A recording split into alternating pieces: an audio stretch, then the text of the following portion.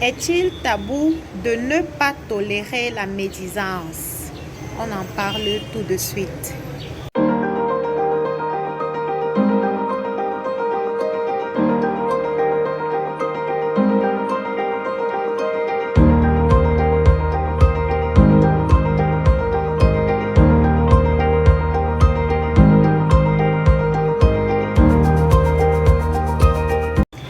Allô, je suis Isabelle Tala, promotrice de l'œuvre Tabou mis en terre.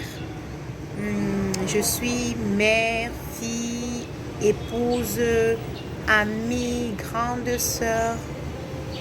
Et je remarque que la médisance est une pratique très présente dans notre quotidien, de femmes spécifiquement et même d'êtres humains de manière générale, au point où lorsque tu ne tolères pas de médisance, tu passes pour, comment dirais-je, une personne mise à part, différente des autres. On a l'impression que non, tu ne peux pas vivre comme ça. Et on peut parler des personnes pour s'édifier, pour savoir, pour apprendre de la vie. Sauf que revenons même sur l'origine du mot médire, qui veut dire mal dire, ou encore maudire littéralement. Et je crois que quand on commence à comprendre véritablement ce que signifie la médisance et les enjeux qui sont autour, on l'évite. Très souvent, nous avons subi des conséquences de la médisance, même par ignorance. C'est juste que le peuple périt faute de connaissances. Et aussi, parfois aussi, avec la parole de Dieu, nul n'est censé ignorer la loi. On n'est pas censé ignorer que le Seigneur ne veut pas pour nous de maudire les personnes. Mais la parole nous dit que toute parole qui sorte de notre bouche soit assez agréable, pure, juste pour édifier et aider l'autre. Si ce n'est pas pour élever quelqu'un, ce n'est pas la peine.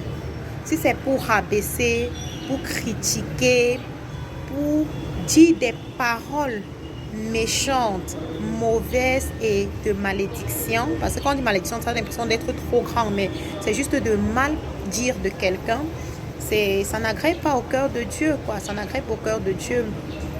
Et parfois, des personnes se nourrissent de la médisance. Elles se retrouvent plus joyeuses, elles trouvent leur bonheur à médire des autres personnes. Voilà.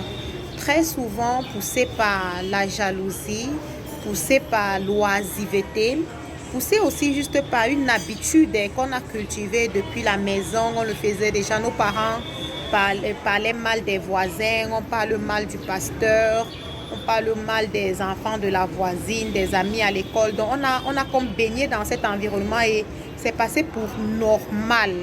Parfois même, dans l'église, on retrouve des médisances camouflé parce qu'on a l'impression qu'on partage la souffrance de quelqu'un pour partager son sujet de prière, pour prier pour elle. Là, c'est encore tellement plus mesquin et je crois que c'est d'autant plus méchant.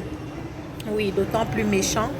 Il y a aussi la médisance qui va des intentions les plus profondes d'une personne de rabaisser l'autre pour se faire aimer, pour se faire élever, d'avoir l'impression de devoir salir une personne pour pouvoir être approuvé des autres membres du groupe. Ça, c'est aussi méchant, n'est-ce pas? Et je crois que la parole nous dit que l'homme est comme l'état de son cœur. Et aussi la parole nous dit que tu prospères comme prospère l'état de ton âme. Donc ça veut dire que si ton âme prospère dans le sens de la médisance, de la méchanceté et de la malédiction, tu vas t'en retrouver prospérer dans des choses méchantes en fait.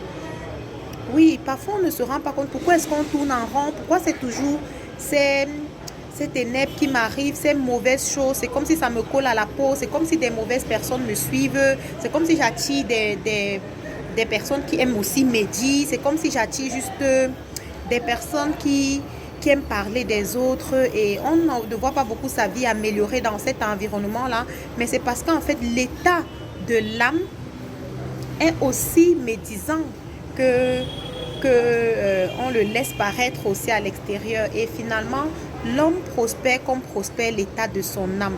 Donc, si je veux prospérer, je dois aussi veiller à l'état de mon âme, n'est-ce pas? Oui. Et si je veux pour moi la bénédiction, mon âme doit prospérer sur le chemin de la bénédiction.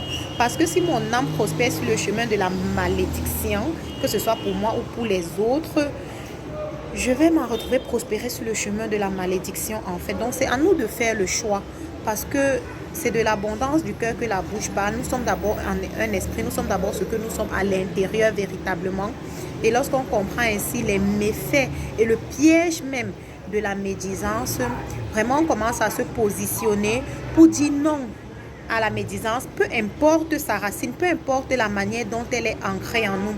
Enfant de Dieu, le sang de Jésus coule en toi. Il est plus ton père que ton père naturel. Peu importe l'héritage que tu as transporté de ta famille, peu importe les liens, la culture et tout l'attachement que tu as aux pratiques que tu avais l'habitude de faire d'antan. Tant que tu es en Jésus, ta nature d'enfant de Dieu est beaucoup plus importante que ta nature d'être humain. Tu es né de la chair, certes, mais en naissant de nouveau, tu es aussi né de l'esprit.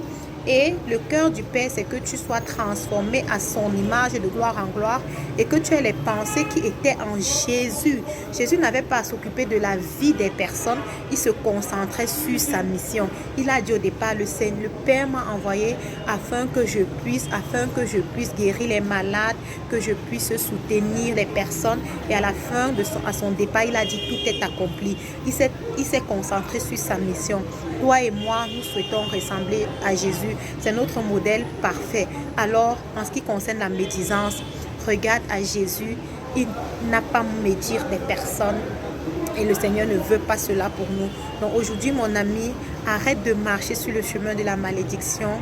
Tu ne maudis plus les personnes par tes paroles et même pas en pensée. Demande pardon au Père. Repositionne-toi sur le chemin de la bénédiction. Je prie que ton âme prospère sur le chemin de la bénédiction et je prie qu'ainsi tu prospères sur le chemin de la bénédiction. Reste connecté à taboumienterre.com. Merci de t'abonner à ma chaîne YouTube, à aimer nos pages, juste à partager afin de bénir d'autres personnes. Bye bye. Retrouvez le livre Vaincre l'adultère de Isabelle Talla Talon à l'international sur Amazon, Fnac et Smashworld. Au Cameroun, dans les librairies chrétiennes, scolaires et en grande surface comme Carrefour,